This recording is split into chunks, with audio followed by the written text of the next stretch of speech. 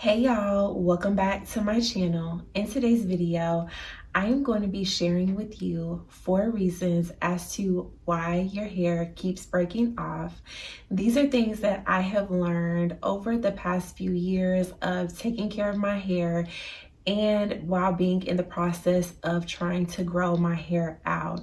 Now, keep in mind, I do have relaxed slash text-laxed hair. So most of these tips, you can apply them to any type of hair type that you have, but I just want to give you guys a frame of reference on where I'm coming from with the tips that I am providing.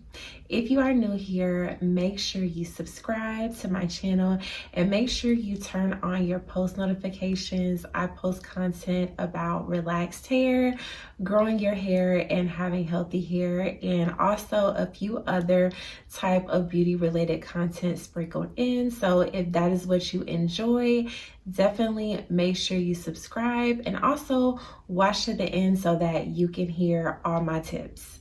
The first reason why your hair keeps breaking off, it's not growing, you're not meeting your growth milestones, is because your hair is dry. Now, my hair was dry and I didn't even realize my hair was dry. So I know a lot of people may be thinking, my hair is not dry, my hair is not dry. If you are not retaining length, or if you're noticing like any pattern or breakage anywhere on your hair, I can guarantee you it's probably because you need to add moisture back in that area. So I'm gonna just give y'all a personal example from myself that I've shared before here on my channel. So with my hair, and it's about time for me to wash my hair. So if my hair looks a little bit oily today, that is why. But with my hair, my pattern of breakage has always been, I'm just trying to comb it so y'all can see. My pattern of breakage has always been like the sides and the front. And it's probably because I love like slicking my hair back. I like slicking my hair up. I like ponytails and everything like that. But also this part of my hair gets the driest. This part of my hair is where I experience a lot of dandruff and just it gets dry. So that's also why I think I attribute why I have a lot of breakage right there. So if you're noticing a pattern of breakage, whether it's your nape, whether it's the front, whether it's the crown, I would say make sure you're focusing on your moisture in that area. Make sure you're getting your deep conditioner in that area to try to prevent that pattern of breakage, or to kind of get that to resolve itself. And the way that I like to do moisture, I'm gonna give you a couple ways, but the way that I like to make sure that my hair is moisturized throughout the week is I like to set my hair up from the beginning. So the night before wash day, I'll go in with an oil and I'll go in with a leave-in conditioner, and I'll do that to my hair that night. Then on wash day, I will go in with coconut oil and I'll pre-poo, wash my hair, do all that. But I'm also adding a lot of moisture back in my hair with my deep conditioning and the oil that I'm using on wash day and the day before wash day. That's what I do. Now, after I wash my hair and I'm done my silk press, my hair doesn't feel dry. It doesn't look dry. It feels very moisturized. And I would say about the 3rd or 4th day, you can tell that my hair is starting to get oily. My oils are starting to come out, and that is how I moisturize my hair. And also another thing that I'll do is I'll put serum on my hair. So I don't really have to do it like today. Y'all see what it's looking like today. I don't really have to do it like the 3rd or 4th day, but the 1st, 2nd, sometimes the 3rd day, I will go in with like just a little drop of serum and go in like right here on the front and in the crown, just to make sure that my hair is not dry. And that is what I like to do for my hair. I know that some other people like to moisturize throughout the week. You can do that as well. That does not really work for me for how I like to wear my hair. But if that works for you, then I would say that that is a great method and for you to give that a try. And the reason why our hair tends to break off a lot more when it's dry is because if you think of your hair like kind of like a rubber band, the moisture is what provides the elasticity in our hair. It allows our hair to be able to stretch, to be able to withstand the daily manipulation that we do to our hair on a daily basis. Even though we're not intending on manipulating our hair gets manipulated every day, whether we know it or not. Even if you're just having your hair in a ponytail or a bun, in that bun or in that ponytail, there's slight friction that happens without you knowing it. That's manipulation, and that can break your hair. When you comb your hair down from your wrap, or when you take your pins out from your curl pins or whatever, however you sleep, that's manipulation. We manipulate our hair every single day. Wearing your hair on your clothes, that causes friction, and that's manipulation. So if your hair is dry and brittle, it's going to break. It's not going to be able to take that. Now, our hair is going to break. It's going to shed anyways. That's just a part of the hair growth cycle, but you want to try to prevent as much of that as possible by keeping your hair moisturized and lubricated. That way, when you do go to comb it or take it out, it's just not shedding and popping off. And I think a lot of people also experience a lot of shedding on wash day for that reason as well. They lose just clumps of hair because your hair is just dry. You didn't deep condition it. You didn't use you just didn't do what you was supposed to do. And when you was trying to comb it, when your hair is wet, which our hair is very fragile when it's wet, when you was trying to comb it, even though it was wet, because your hair is dry, because you don't take care of it, it breaks. That's just my theory. Y'all let me know what y'all think. Let's move on to the next thing. The second reason why your hair is breaking off, why you cannot maintain your length, why no matter what you do,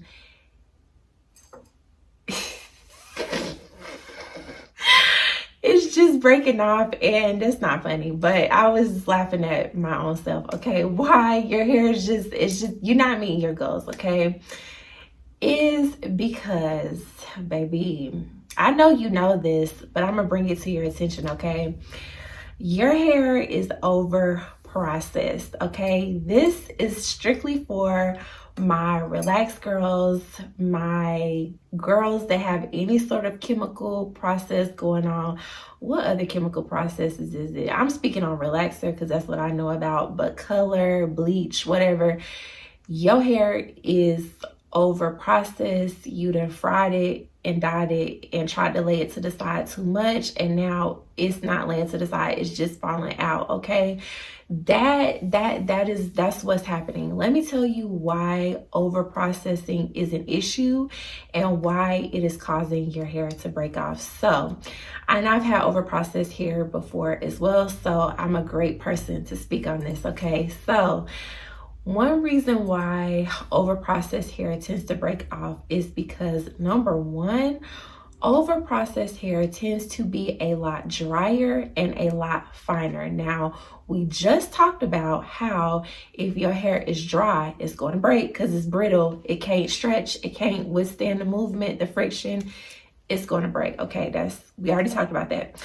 The other thing that I just said that goes into that is it is a lot more finer, specifically with relaxed hair. Now, if you guys know anything about the relaxer process, what it does to your hair, the relaxer process basically breaks down the bonds of your hair so that your hair can take on a new pattern, a straighter pattern, instead of the curly or coily pattern that you previously had. Okay, so in doing that, like I said, your hair has to be stripped a little bit. Some of the bonds got to be broken to change the pattern of your hair.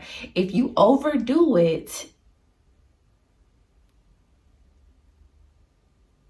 What do you think is going to happen? What do you think is going to happen if you overdo it? I heard somebody say that relaxer can be seen like as a form of hair remover just because of how it's chemically compoundly made it. I don't know, I'm not a scientist. I believe that. So if you use too much or you leave it on too long, your hair is going to be thinner. Your hair might just fall out and break in that area. You're going to have some issues. And let me tell you what is the problem with having finer hair. Okay, it's not necessarily a problem with having finer hair because I am someone who has finer textured hair. The problem with finer hair, especially if your hair is finer due to a chemical alteration, is that it's just weak. It's weak. It's much easier to break. It's gonna be like that gummy texture where it's just too elastic, too just like you don't want that. That's gonna cause your hair to break. That's gonna cause your hair to just not look good. We've seen it. We've all seen overprocessed, regardless if it's overprocessed relaxer, overprocessed color. We've seen it. It's not a good look. That's why your hair is breaking off. Another reason why your hair is going to break off when it's overprocessed is because your hair is a lot more porous when it's overprocessed. Now, what do I mean by that? If you guys think of pores, like pores in your face, some of us have larger pores on our face. For example, I would get close and show y'all my pores. Y'all just have to use your imagination. I'm not gonna do that today. But some of us have like larger pores. Like, so me, if you was to get really close to my cheeks, you can see that I have like slight little dips or dimples in my cheeks because my skin is porous right here. Imagine your hair strand being like that, where you have a bunch of little gaps and holes in your hair. Not only is your hair gonna look crazy, it's gonna look fried, it's gonna look frizzy, it's also going to make it more prone to breakage, and it's also going to make your hair more susceptible to breakage and break off and not be what you want it to be, because those pores are holes. That's why we need to deep condition our hair, because that's what deep conditioning, oils, moisture, protein, that's what all that stuff does. It fills in the gaps and the pores so that you don't have to worry about that unnecessary breakage, so that your hair looks smoother, shinier, all of that. But if you're not doing that and your hair is overprocessed, it's a recipe for disaster. The third reason of why your hair is breaking off, not where you want it to be, not getting past shoulder length, not making it to bra strap length, hip length, waist length, butt length, anything like that, is because you are not using good products. Okay, now I have told y'all that, okay, it doesn't matter. Use what works for you. It's not a big deal. Use what works for you. I have said use what works for you several times. And I know a lot of other people on YouTube probably say, you know, it doesn't matter what you use. You can use this and you can use that and you can use this and you can use that. Just because I told y'all that don't mean I'm about to go to the Dollar Tree or Walmart or wherever I'm about to go and pick up the most cheapest conditioner on the shelf. Okay, I'm not gonna do that. And when I'm saying that is not what I'm meaning for y'all to do either. What I'm saying is, you don't have to use the products that they're using in a salon. You don't have to spend $50 on a bottle of conditioner, $20 on a bottle of conditioner. You don't have to do that. None of my shampoos or conditioners in my bathroom are that price. Most of them are like $15 and under. Okay, I think that's a good investment for a hair care product.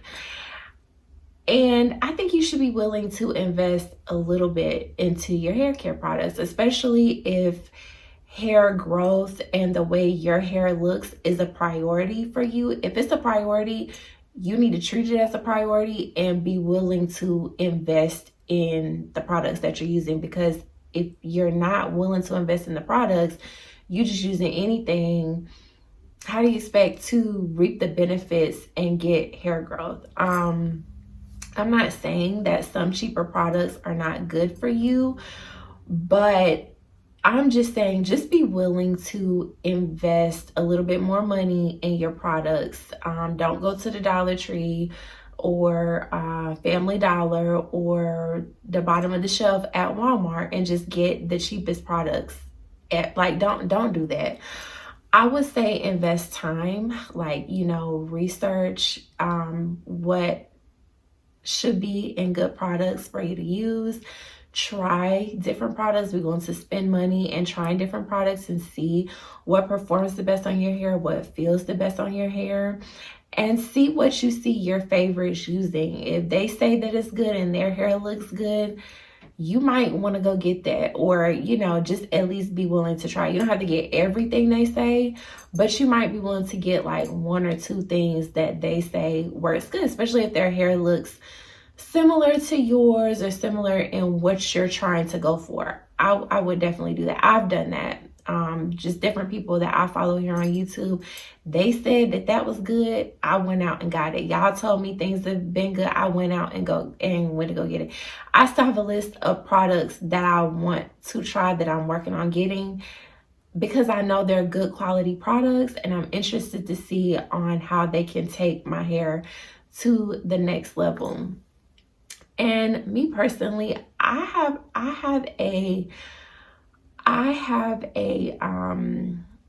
experience with using products that are cheaper, that have not been good for my hair, and products that when I invested the money into those products and just the time in researching and just trying different things, I definitely saw just a vast improvement in my hair. That's why I'm saying that. I'm not saying don't use cheap products because, I'm trying to be bougie and just trying to get y'all to spend all y'all's money. It is nice to be bougie, but no, I'm not just telling y'all that because I want y'all to be that. I'm telling y'all that because from personal experience, I noticed that when I did up my hair care and start investing more in the different products that I was using on my hair, I noticed a big difference in my hair. Mainly, your hair is always going to grow, but are you going to be able to retain that length from your hair growing? Are you going to be able to retain that thickness? Is your hair going to look good while it's growing out?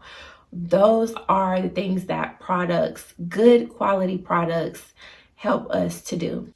The fourth reason why your hair is not growing and you're not meeting your hair milestones is because you're lazy. You're lazy. You're lazy. You're not doing what you're supposed to do. You don't have a routine. You don't care. You just put your hair in a ponytail. You just put it in a bun. You don't do what you're supposed to do. And I get it because I like a simple routine, okay? I used to be the girl that would stay up late doing my hair. I would stay up late doing my hair.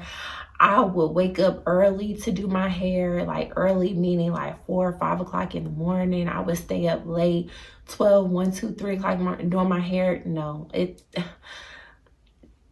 those days are gone. I don't have the energy to do that anymore, but I still find time to put into my hair care routine every single week. I still find the time.